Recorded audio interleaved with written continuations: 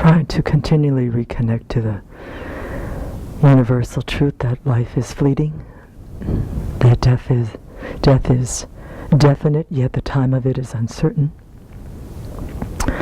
And to hold that within the understanding also that due to our karma we have been born during a fortunate eon where the teachings of a wheel-turning Buddha are still in their pure form, still accessible, still realized in the minds of beings. And so let's take the teaching of impermanence to really fuel our practice, to fuel our commitment to understand as much as we can this life, not knowing where we will go beyond this, and to do our best to create the causes and conditions to have a string of precious human lives so that we can continue to deepen our understanding of the Buddha's teachings, to develop our kind hearts in that vast and profound motivation of bodhicitta, to realize the nature of reality as the Buddha did, in order to be of the greatest benefit.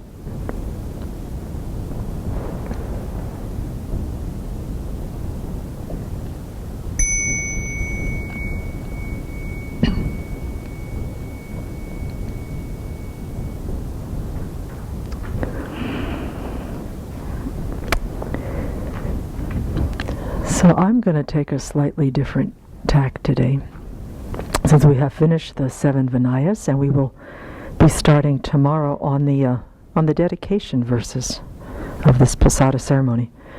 And I want to just go over the verse of the Tathagata Shakyamuni that Venerable Jigme shared some of her understandings of what that might have meant at that time and how we can practice it.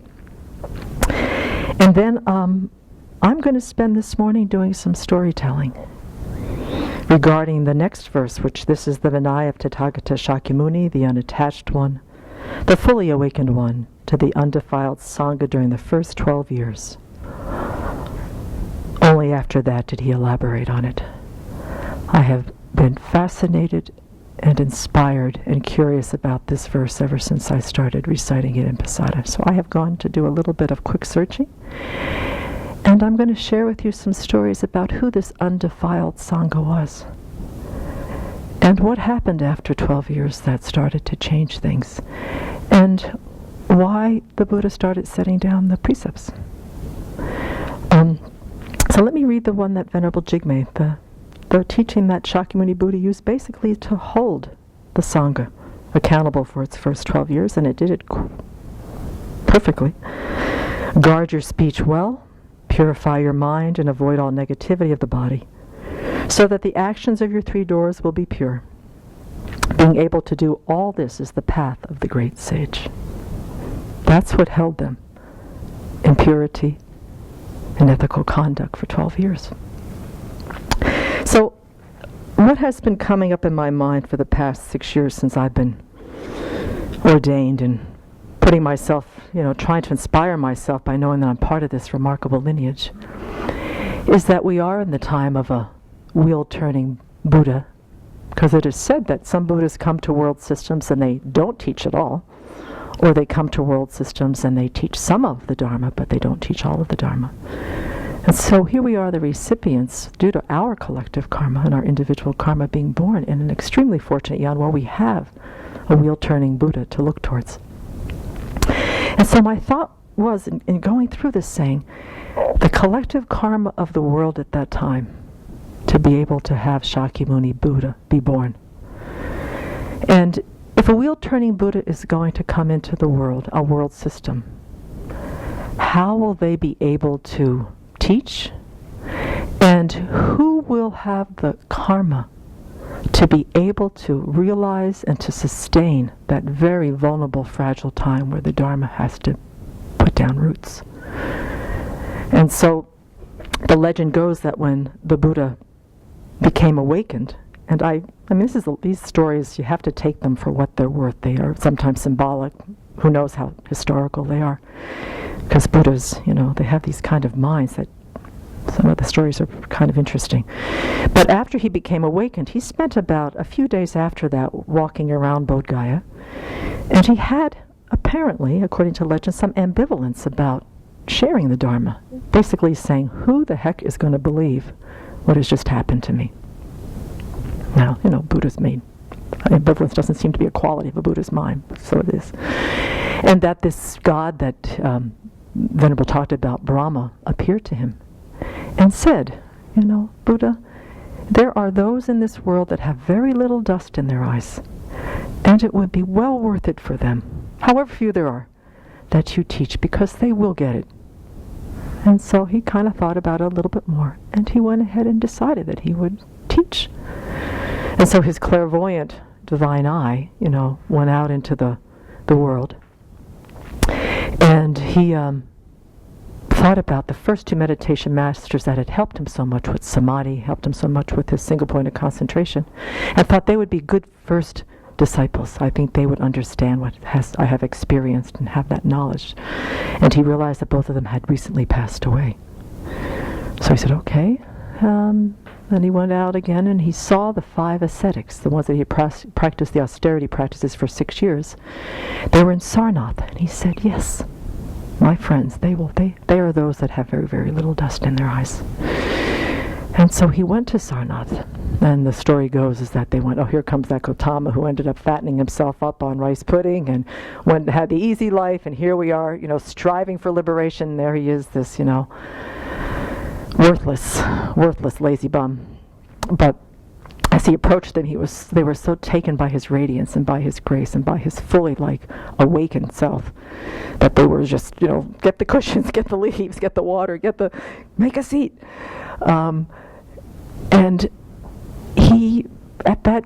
And so he sat down with them, and he proceeded to turn the wheel of Dharma for the first time, which was the Four Noble Truths.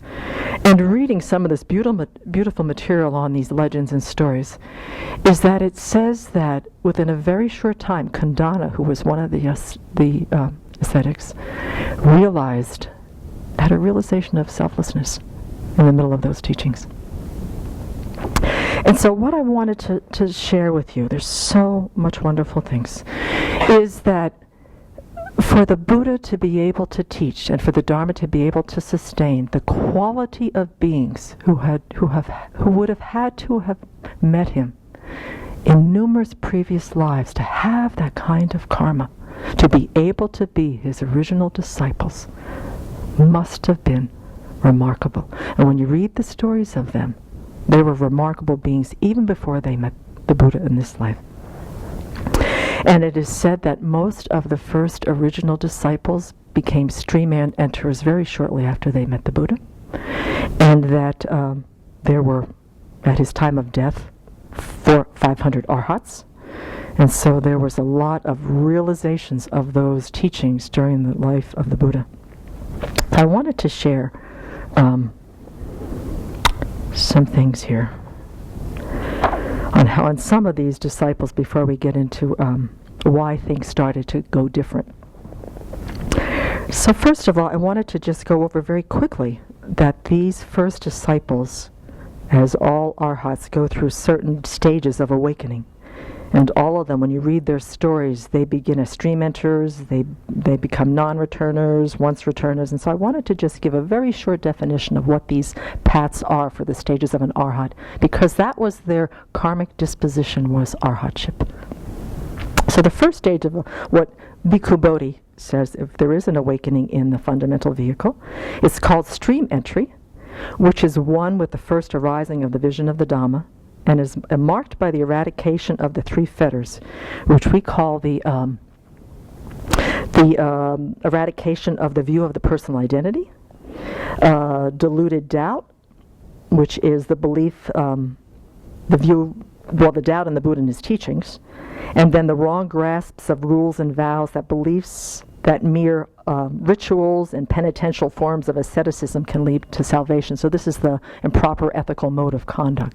So the first 3 fetters that you eradicate when you become a stream enterer. You are freed from the prospect of rebirth in the planes of misery, the 3 lower realms. And one such stream enterer is certain to attain final liberation in at most 7 more lifetimes past, either in the human or in the God realms.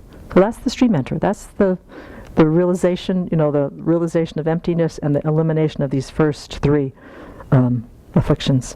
The next major stage of awakening is the once returner, who will be reborn only one more time in the human realm or the God realm, where they will reach nirvana. They don't eradicate any more of these fetters.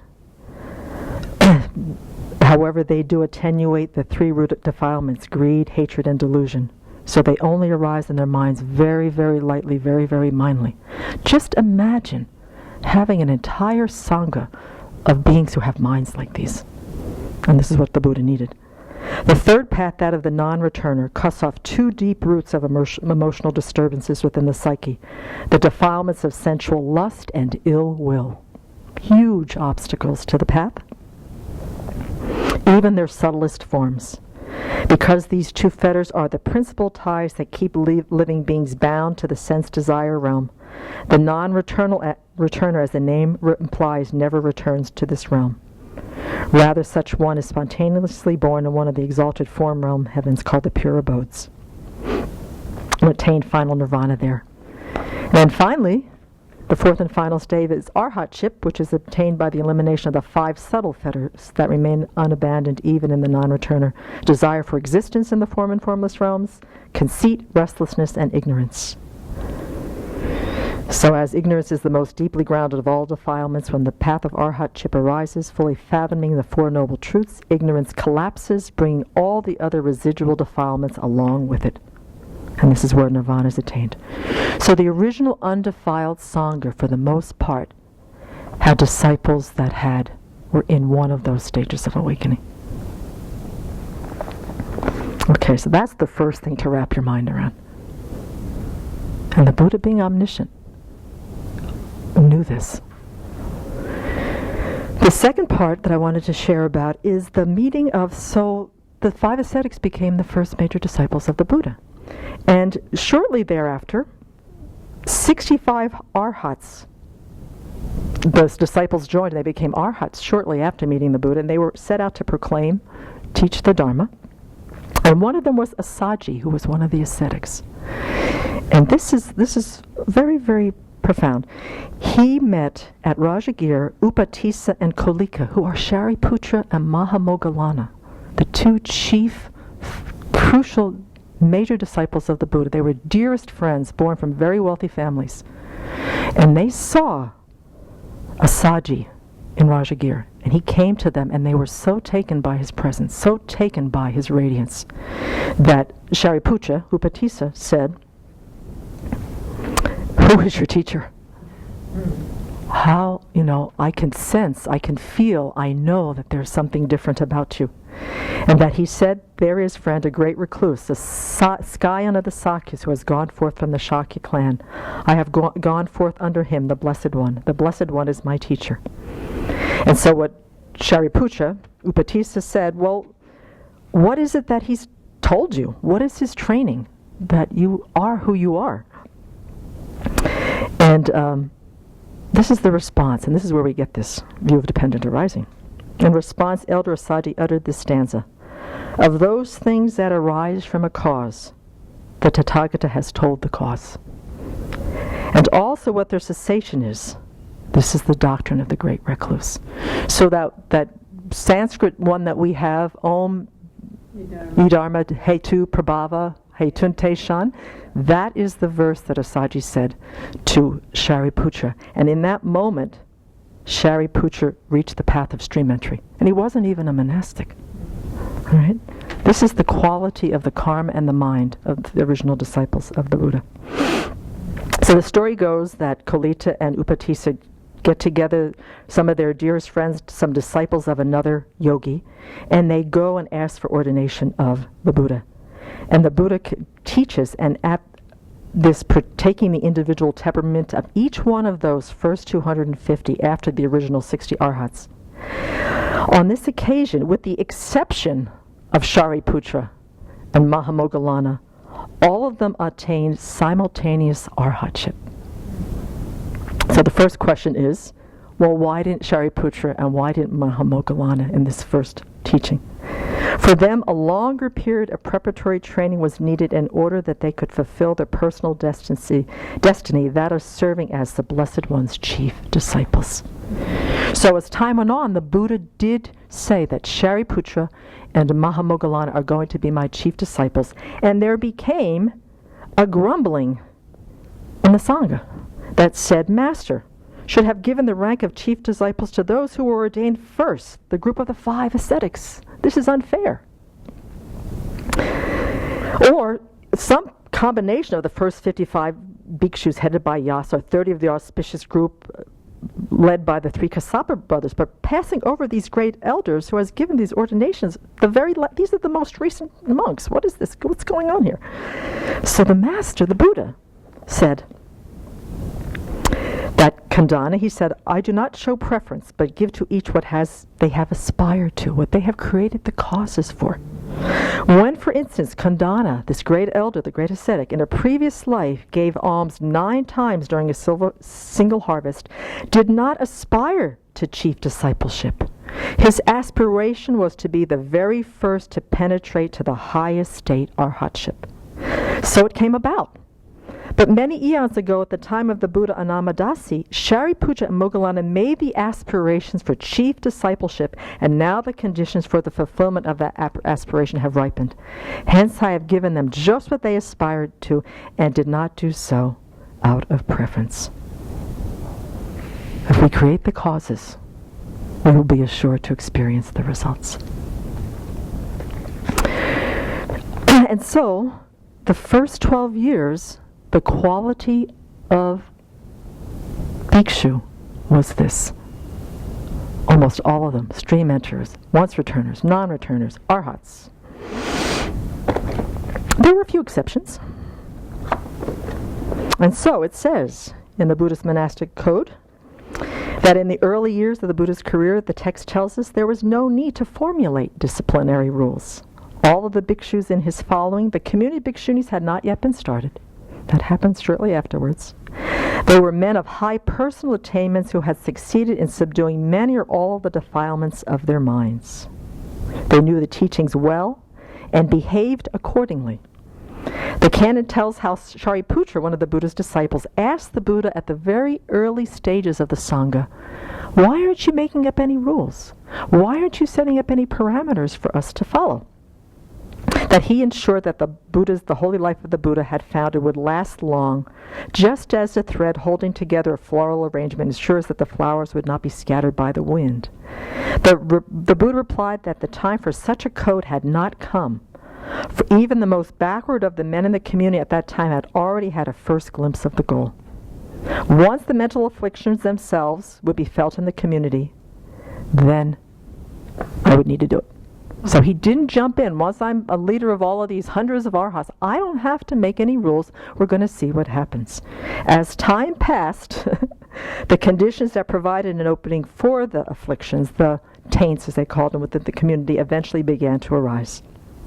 And this is the exchange between the Buddha, quite a bit later on in his teachings, where Bandali, who was one of those monks who did not abide in the training rules, he said to him, Venerable Sir, that there used to be fewer training rules and more bhikshus established in the knowledge of awakening. And why is it now that there are more training rules and fewer bhikshus established in the knowledge of awakening? Suggesting that the rise in the number of training rules is itself the cause for fewer bhikshus.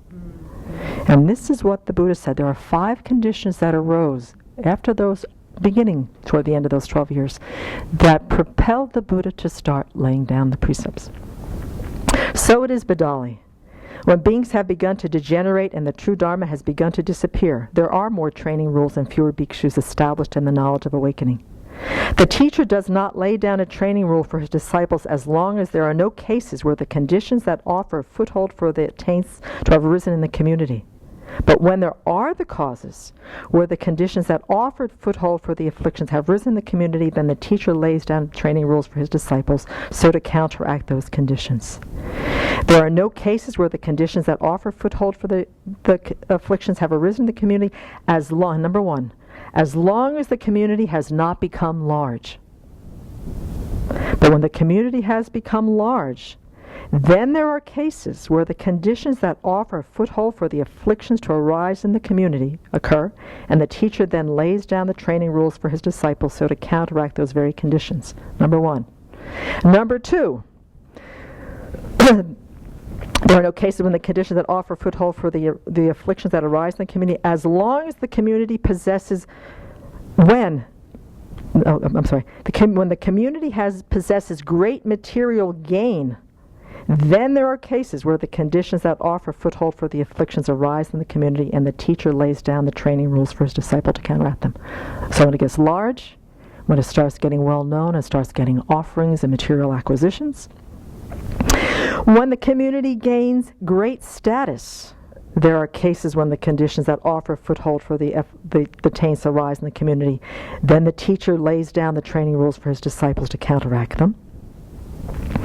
When the community has a large body of learning, all right, egos involved, self-centered thought, arrogance, conceit, those kind of afflictions may offer a foothold for those to arise. Then the teacher then lays down the training rules for his disciples, etc. And the last one is when the community is long-standing.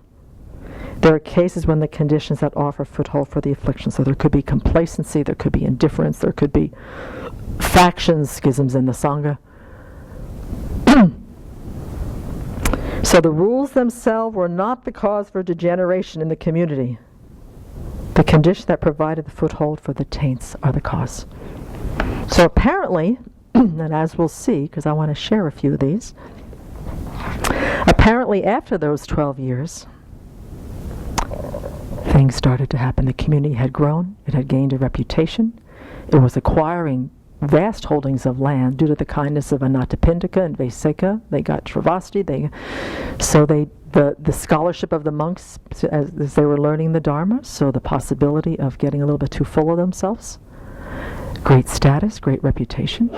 And so that's what propelled the beginning of the precepts. And so I am going to share a little bit about those, because when we read the precepts, it's always fun or interesting, if anything, to figure out what was going on that the Buddha had to put these out. And before I went to my ordination in Taiwan, Venerable suggested that I read the Vinaya Vibhanga, which is all of the stories that had to do with the parajikas, the forfeitures, the Sangha-vicessas, the lapses, to really get a sense of what was going on in the Sangha, and that the Buddha had his hands full, but that he addressed them one by one. So I wanted to share. Okay, so the ones that I was going to share today are the ones that were the most serious, the first ones that he set down, and they're called the parajikas, which means to lose or to be defeated. For bhikshus there were 4, and for the bhikshunis there were 8. These are called defeats because the monastic has surrendered to his or her afflictions to such an extent that they defeat the very purpose for having become a monastic in the first place. Like someone with their head cut off, as a withered leaf freed from its stem, as a flat stone broken in half cannot be put back together, as a palm tree with the crown cut off is incapable of further growth. Once ordained life is irrevocably severed, you are no longer part of the Sangha. So those were the first ones that the Buddha had to deal with. He had some very, very, very naughty monks and nuns, because as the status and the reputation, the material possessions and the learning increased, so did people wanting to join the Sangha. And the Buddha, you had to have permission from your parents, you had to have a sincere aspiration, and pretty much that was it. You didn't have to go through any, the training happened after you got ordained. Okay, so the first one, and 4 of these, the 4 bhikshu parajikas or defeats are also 4 for the bhikshunis. So we'll go through those first, and then the bhikshunis have 4 of their own. And as I read these stories, put your mind. Our minds are just like this, and look at the cultural context of ancient India then, and what the cultural norms were, and what the expectations of men and women and things like that. That really has a lot to do with how you kind of listen to these. Okay. The first one was, should a bhikshu engage or bhikshuni engage in the sexual act even with an animal, he or she is defeated. All right, so having sex even with an animal. This was this occurred because there was a very, very sincere monk, Sadhana. He was very taken by the Buddha's teachings and went to him and said, Lord, I really, really do want to ordain. And he asked, because he was quite young, he said, well, you have to go get the consent of your parents. Well, he didn't get the he got his consent of the parents, but he did this very remarkable, clever thing in that his parents didn't want him to go, so he proceeded to lay out in the middle of the backyard and say, I'm not going to eat, I'm not going to drink until you tell me I can go. So his parents begged him, they offered him money, because he was also married. A little piece that also had to be, culturally, I guess, was not so important that if you wanted to ordain, it wasn't an obstacle. At least for bhikshus. So anyway, without getting too much into the story, he managed to grudgingly get his parents' consent by basically trying to starve himself in the backyard, saying, I am not moving. I will die here on this place until you give consent for me to ordain. His friends tried to talk him into it. Finally, his friend said to his parents, oh, let him go give up the householder's life. He's going to last for a really short time because he's used to having a wonderful life. He's got a wonderful wife. He's got beautiful wealth and gold, a loving family. He'll last a few weeks, and then he'll come back and come to his senses. So they let him go. Well, he ended up holding his own pretty well there for a while, until his mother beseechingly said, all right, you want to be a monk? I can just see her being a Jewish mother. Jesse, this is a Jewish mother here. All right, Sadhana. That's fine. Okay, we'll let you be a monk. But now that we don't have an heir, our neighbors are going to take our land once we die. And your wife is going to be bereft of any property and what to do. And please, out of the kindness of your monastic heart, come and have intercourse with your wife. Give us an heir. We'll let you go. You fulfill your responsibility to the family, and you can still be ordained. So having a good heart, not having a lot of wisdom, he said, all right, as long as I can stay a monk. So he went home, had intercourse with his wife. She had, got pregnant. The monks found out and went to the Buddha and said, guess what? One of our monks went home and had sex with his wife. At the stand-up meeting. At the stand-up meeting. Oh, by the way, the first precept, and so what the Buddha says to him, misguided monk, haven't I taught the Dhamma in various ways for the fading of passion, the sobering of pride, the subduing of thirst, the destruction of attachment, the severing of the round, the depletion of craving, dispassion, stopping, unbinding? Haven't I advocated abandoning sensual pleasures, understanding sensual perception, subduing sensual thirst, destroying sensual preoccupations, calming sensual fevers? Misguided man, this neither inspires faith in the faithless nor increases the faithful, rather inspires lack of faith in the faithless, a wavering some of the faithful. Very telling that even the first precept is the Buddha is very sensitive on the monastics' behavior in regards to the laity, because they depend on them for their alms, depend on them for their robes, depend on them for everything. So this is the first parajika. Now, my understanding, and it doesn't say it here, is that because the precept wasn't in place before it was committed, these monks and nuns actually continued to live in the Sangha. It wasn't like they were totally expelled. Okay, from now on, you have sex with anybody. Later on, another monk, bless his heart, lived in the woods and kept a female monkey who he had intercourse with. So he'd go on his alms round, he'd come home, he'd offer her food, and then he'd have sex with the monkeys. The monk said, what are you doing? And he said, well, the Buddha said I couldn't have sex with humans. He didn't say anything about having sex with animals. This is the level of justifying when sense pleasure arises, the justification on what we will do to get what we want. So that is why including an animal is included in the parajika for our little misguided monk. Okay, so that's the first parajika. Also, the bhikshunis have that one. Second one is Danaya, who was a potter's son. He built a wooden grass hut near Vulture's Peak during the rains retreat. And there he proceeded to stay. He didn't go and wander. He wanted to stay put. What happened, however, and this is wonderful karma for him, is that every time he went down to alms rounds, when he came back, the women of the village had come up and proceeded to dismantle his hut for the grass and the wood. So he would build his hut, he'd go down to alms round, he'd come back in the afternoon, and the hut was dismantled. He did this 3 times.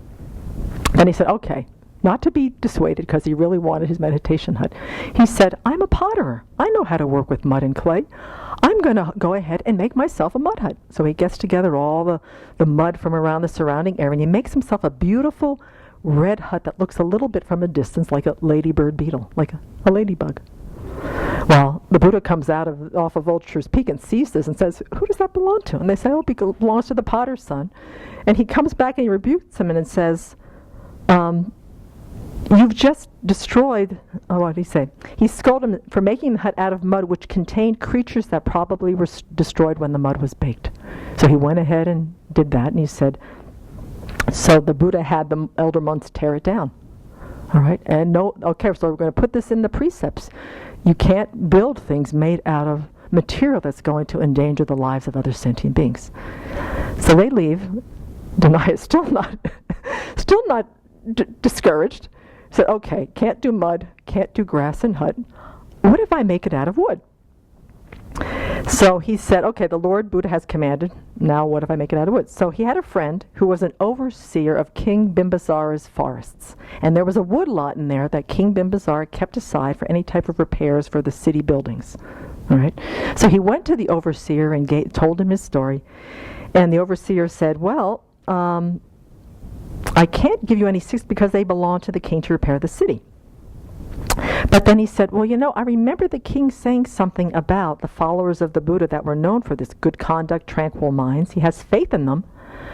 I think it would be totally appropriate to give this wood to him because he's one of those people that the king really is inspired by and really, appreciates. So Denaya proceeded to haul wagon loads of wood back up into the jungle and built himself a wood hut. So one of the ministers come by and sees the woodlot completely empty, drags the overseer up in front of King Bimbisara and says, what did you do? He says, well, I gave it to the renunciate Denaya. And so he was getting dragged away and Denaya saw him. He says, I am in really deep doo-doo because I gave you that wood. And Denaya said, I will come with you and explain to the king and all will be well. Okay, so then he goes, so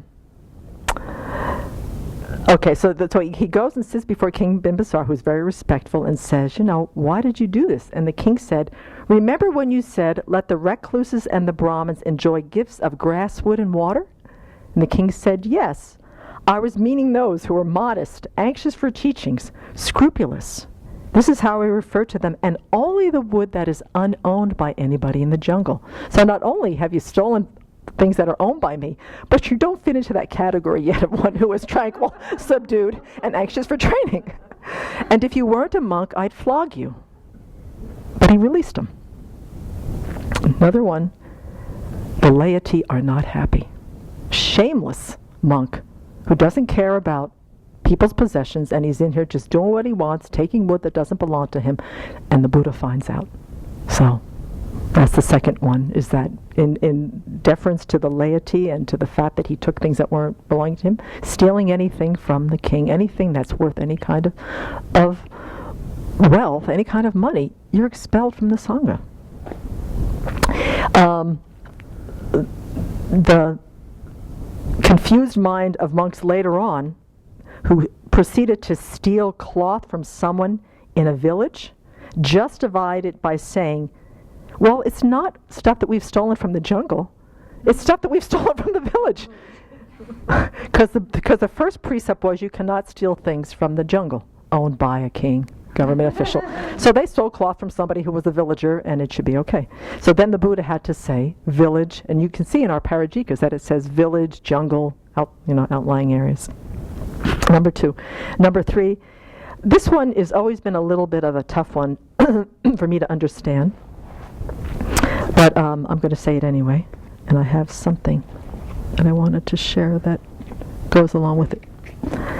This is the one that the Buddha, I guess, I would happen to think that maybe it was one of the 4 establishments of mindfulness, the mindfulness of the body, because he taught on the impurity of the body and using it as an object of meditation. So he went away into retreat, and unfortunately the monks that were left behind brought this whole teaching on the impurity of the body to the wrong conclusion. So instead of seeing it that by nature it's impure, it's impermanent, into disintegration, they felt very ashamed and felt a great loathing for their bodies. And it is said that there was a, quote, sham recluse, Megaladika, who was asked to kill them because they were so loathing. They just wanted to just be done with this body. I'm out of here. Would you do the great service of taking our lives so we can be unburdened by this impure, filthy carcass that we're walking around in? So 60 of the monks who believed that was the conclusion from the teaching of the Buddha on the mindfulness of the body ended up having their lives taken by this monk. So then Ananda comes down, and the Buddha goes, where are all the monks?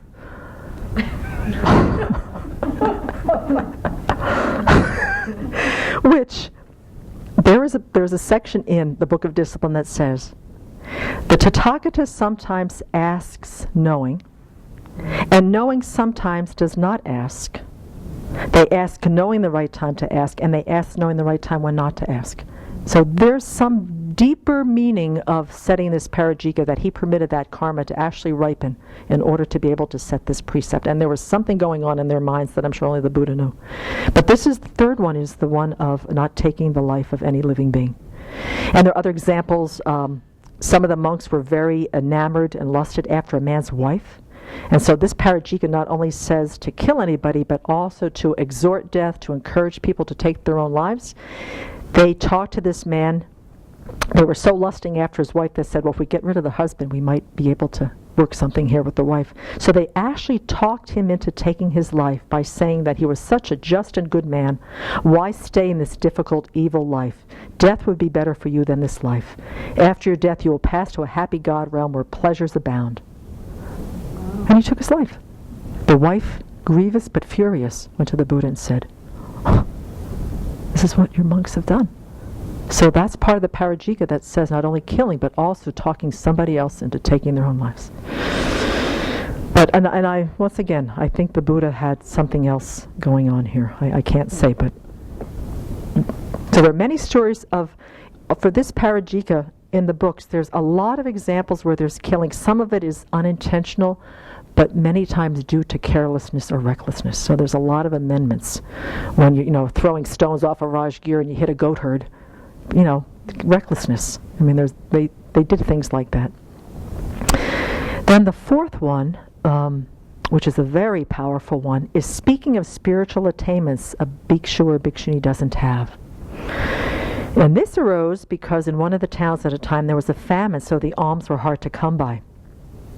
So there was a group of these naughty monks that plotted to tell the laity that certain monks had certain attainments. Now, at this point, there were disciples in the Sangha that weren't stream enterers, that weren't non-returners and once-returners or arhats. They were just ordinary beings like us. And so what they did is they went around and they told the laity that these monks here, my brothers, there's a stream enterer, there's a once-returner, there's a non-returner. We have 3 arhats here. They have super knowledges. They can fly through the air and they have clairvoyant powers. And they totally deceived the laity so that the laity gave them what little food they had. And so by the end of this famine, when the rains retreat came and went, and the Buddha came and looked at all of his disciples, most of them look like they've got scurvy, they've got veins popping out of their bodies are yellow, their eyes are bulging, their hair's falling out. And here's this group of naughty monks that have got clear complexions, they've got soft skin and little soft tummies, and he says, how did you make it through the rains retreat with the famine? And they said, well, we told the laity that we were stream enterers. I mean, they are very honest and forthcoming, but they're also very foolish. And the Buddha was absolutely horrified. He said, for you to be able to do that, and we have sayings about this, is that he said, it would be better for you to have your bellies ripped open with a knife than speak lies about your attainments. And so once again, you're expelled if you talk in any way, shape, or form of what type of realizations that you have. Especially this one is if you don't have them. There's a lesser offense farther down the road if you happen to have attainments and out of pride you go ahead and tell somebody. But this is, they had absolutely nothing but just afflictive states of mind and greed for not, grasping at the self. I don't want to die, so.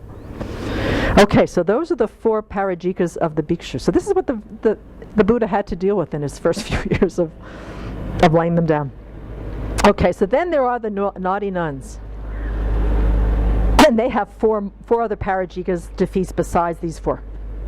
So the first one is about Sala, who is a layman who wants to build the nunnery at Sravasti for the Bhikshunis. And what he did is he asked for one of the nuns to be the overseer of the project, somebody that he could go to and say, I need this, we need these tools, I need to hire more workers, what do you think about this? Sort of what we do with Chenrezig Hall. And Sundarananda, one of the young nuns, was beautiful, clever, experienced, wise, skilled, energetic, able to build. So she was selected. Well, with all of this coming and going to Sala's house and talking about the building, they inevitably became infatuated with each other and totally fell in love. And but they were somewhat at a difficulty here. So Sala had a plan. He offered a meal to the nuns in his home, and he put the junior nuns over there, and he put the senior nuns over there, and he was going to put Surananda someplace where the Bhikshuni, the seniors, would think she was with the juniors, and the juniors would think that she was with the seniors, and nobody would know what was going on. Well, she ended up not showing up because she kind of figured out what his plan was. She had a better plan. So she stayed home. And one of her attendants came and brought her food, and he went looking for her. And she was out on the porch and saying, well, I just didn't feel very well, and then, things just rolled into one, and before they knew it, it wasn't, let's see, did they have intercourse? No. This was just a lot of fondling and a lot of physical contact. An old nun saw them and admonished her and told the elder nuns, who told the monks, who told the Buddha.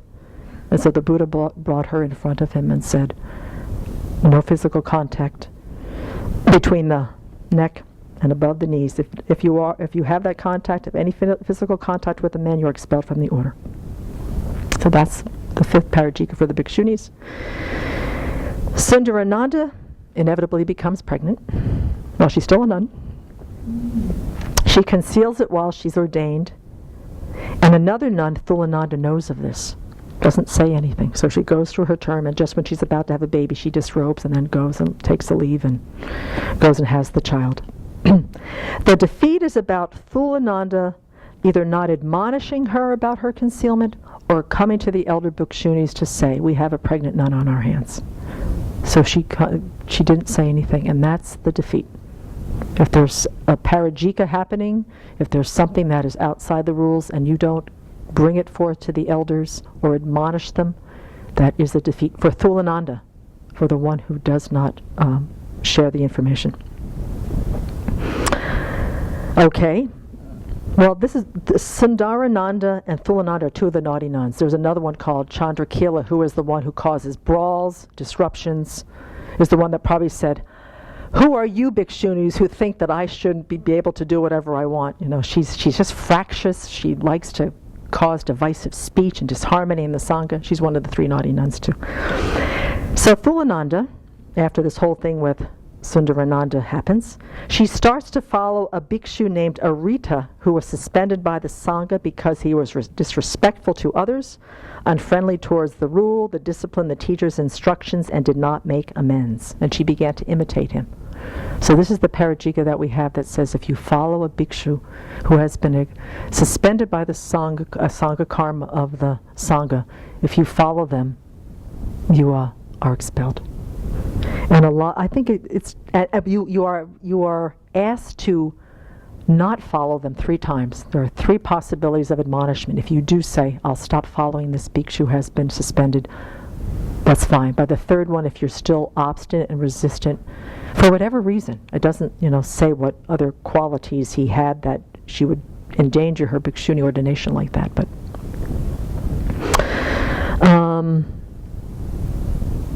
and I think it's because the nuns really depended on them for instruction and guidance, and so that relationship had to be very trustworthy. And now, according to Venerable Jampasadran in the Dignity and Discipline, Thulananda becomes one of the wise ones. I think she writes some of the Taragatas, and she was known for her wisdom, so evidently maybe this brought her to some sort of understanding, I don't know. And then the 4th Parajika for bhikshunis is a bhikshuni filled with desire, choosing not to follow the rules, meets a man in a secret place where they talk, consent to have close physical contact, which is not intercourse, but you're just out there with a rendezvous meeting and really setting a very poor example and, too close to having, well, that causes expulsion too. Okay, so some of the important points. I did want to share something that Venerable Jampa Sadran said about the Buddha, is that she thinks, from what she has read, because there's always this little bit of thing about the bhikshunis that, the Buddha refused Ananda's advocating them to become ordained 3 times, and it was going to be that the Dharma was going to degenerate after 500 years if women got ordained. She says there's a particular teaching in that, and she lists it, but I don't remember what it was because I was reading it late last night. But she says that the Buddha, when he became awakened, right from the very get-go, he wanted a 4-fold Sangha. He wanted bhikshus, he wanted bhikshunis, he wanted lay male and female practitioners. That's how he really believed in his omniscient mind that the Dharma would be able to flourish. And when you read, it's the glorious book, The Great Disciples of the Buddha, it has the great ones, Ananda and Shariputra. It also has let's see, does it have the great women disciples? And it also has the lay people. Anatta Pindika, at the time of his death, Shariputra was there, he became a stream enterer. So it was not only just the bhikshus and the bhikshunis who were remarkable, but the lay people during the time of the Buddha, Visakha, the beautiful courtesan who gave the bamboo grove to the Buddha. But Jampa Sadran said that was one of his foremost thoughts from the get-go, and how that unfolded during the course of his 40 years of teaching was really quite remarkable. Here are the important points that I wanted to share, and then I'll open it up for comments and whatever. The Buddha was very aware of the interdependence of the Sangha and the laity. If the laity saw some misconduct, he really did something about it. He was very sensitive to that relationship, which even in the future now, where the whole relationship of the laity and the Sangha, the Abbey here, is that interdependent relationship for alms, for food, for the 4 requisites, and in turn we share the Dharma to the best of our ability. We have the naughty monks and nuns to thank for the precepts. We have challengers similar and different than they did, but we still have the same kind of minds. We have some guidance due to their afflicted states of mind that propelled the Buddha to make these precepts. That really helps us in the long term. Many of these precepts had exceptions and additions. There was not just one situation they have all these. When you look in these beautiful books written by I.B. Horner, the Buddhist Book of Discipline, there's all these added situations that occurred after the first precept was laid. And that the Buddha in his wisdom only made the precepts when necessary. He just didn't make them to have rules. And that he adapted them to the predispositions of the Sangha, and so Venerable, we do the same thing here with our guiding rules and such, as that we adapt them to who's here and how they work for our minds. So I think that I as a person who loves stories, as a person who appreciates analogies, love understanding what propelled the precepts. And also to really, as the years go on, to have this incredible sense of inspiration and appreciation for Shariputra and Ananda and Mahamoggallana and Dhammadina and Mahapajapati. These remarkable beings who, according to the Buddha in this book also, had many, many lives where they were in relationship to him. The story of the prince who gave his flesh for the mommy tiger to feed her cubs. The prince was the Buddha. His mother and the king and queen of that life were Suddhodana, Mahadevi. Mahaprajapati was the lioness, and the 5 ascetics were the cubs. And there's stories over and over again when they were turtle and owl and snake and monkey and fish and bear and, a Brahmin youth and his best friend and a servant and the king. They had eons of relationship to create the cause and conditions to finally have it all ripen 2,600 years ago, when the Buddha was ready to really, manifest in our world that they were there for him. And he was there for them. So just to put it in the context of how big creating the causes and conditions for awakening, what it requires, and what we really have been given as a gift from these extraordinary beings and Buddha, what he had to have to make this work, and how they really came through for him. And I think at his parinibbana, I think at Kushinagar, before his parinibbana, he was waiting for Mahakassapa to come.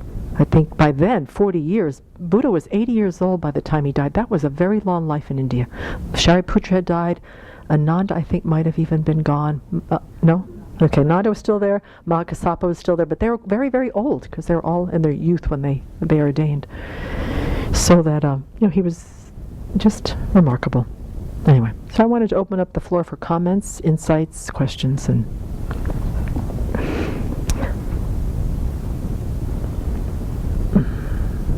I think one of the things I think about is hearing these stories that seem sometimes a little outlandish, that I have to be careful not to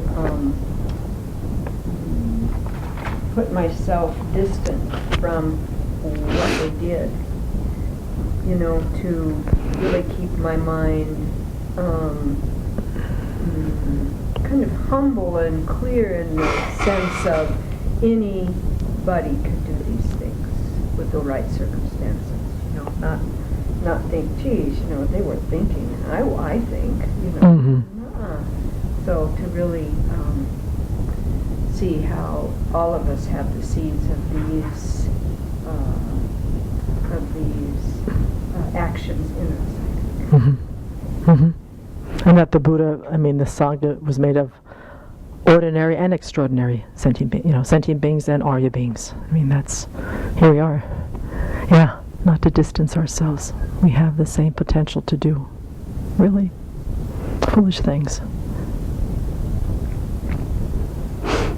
In expanding and making instructions life generous and all, how does the Abbey negotiate the injunction against killing any being, Mm-hmm. be a small insect or a worm or what have you, Mm-hmm. Mm-hmm. to build a structure? Well, I think this is where, and this is just my personal opinion, and we can please everybody, is that the killing of an animal, an insect, is actually not a parajika. It's a lapse, it's a minor. I think the Buddha was teaching Dhanaya something more than that. I think he was teaching him about a greedy mind, a mind that wanted more than just simple.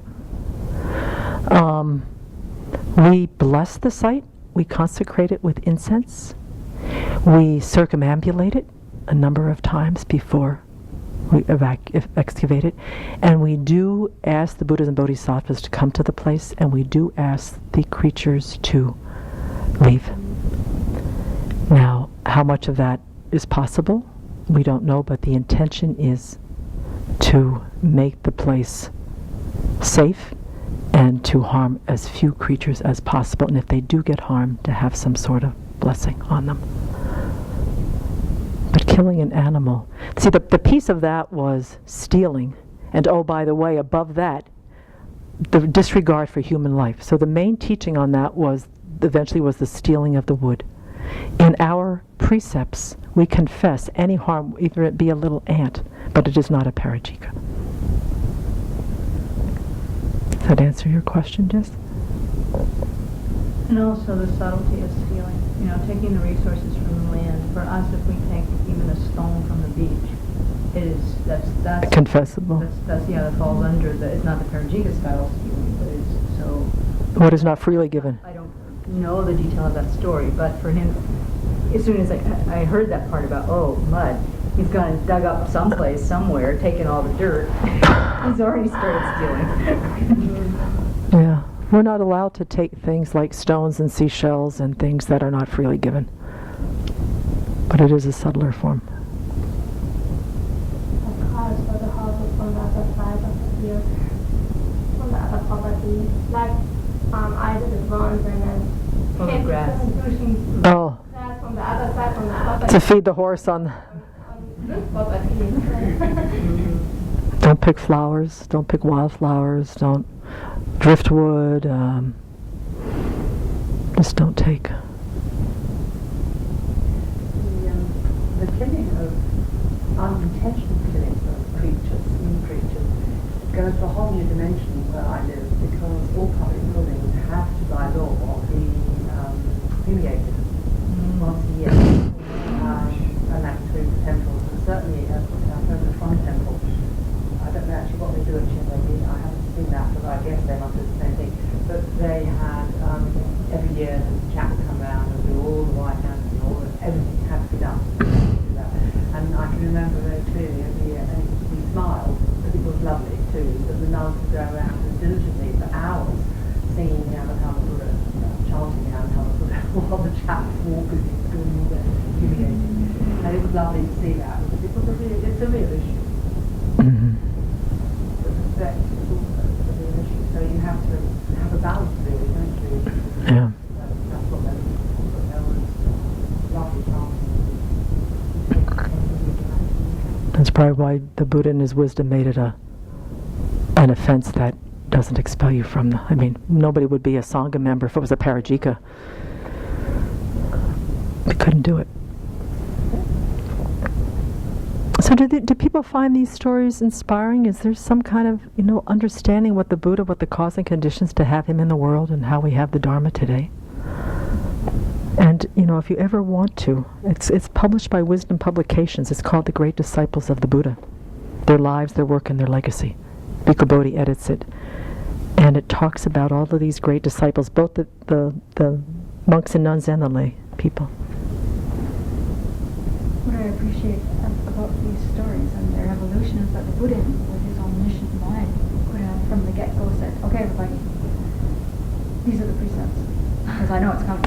Yeah. But, for our sake, 2,600, 3,500 years later, to see these just grew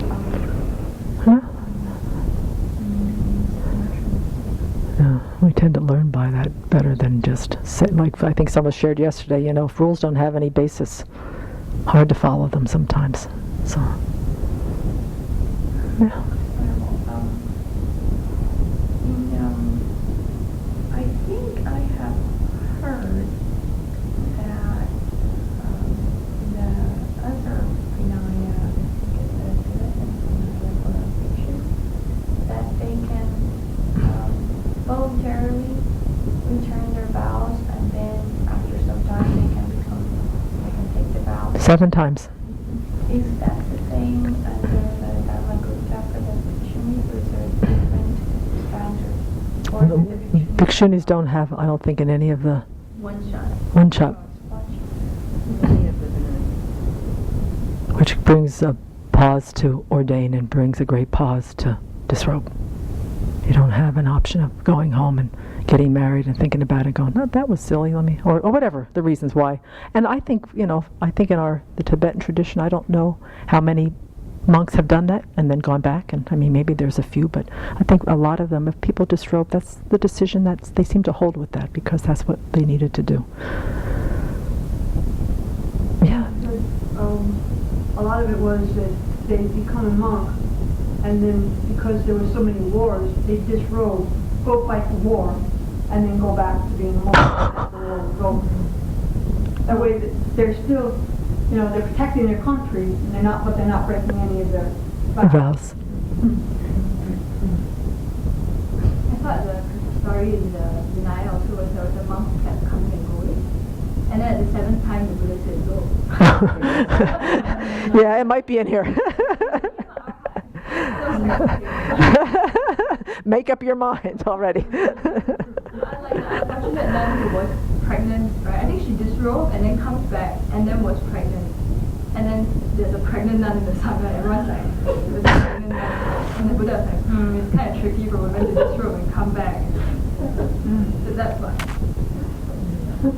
Pushing the envelope, we all do it. I think also there's an issue about harvests in some countries. There are so many in the Sangha that the families needed any of the men if they could come back just to do the harvest. Harvesting. There were issues. In some countries, I believe we're still saying.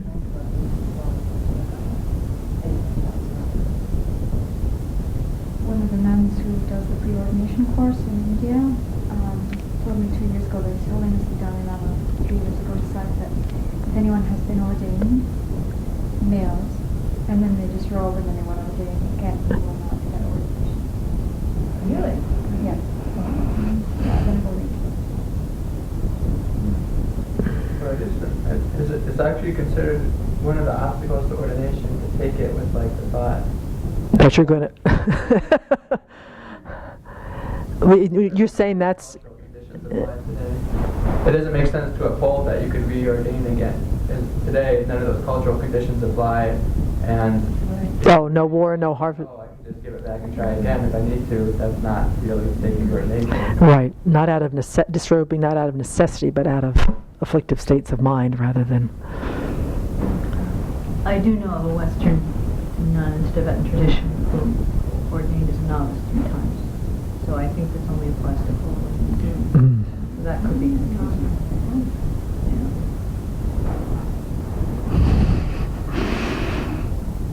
Okay, let's spend a few minutes thinking about these extraordinary beings. And these statues up here, the little ones up here, these are the 16 arhats. I think we've got Kandana in here. I think we've got a Jita in here. So these are some of the original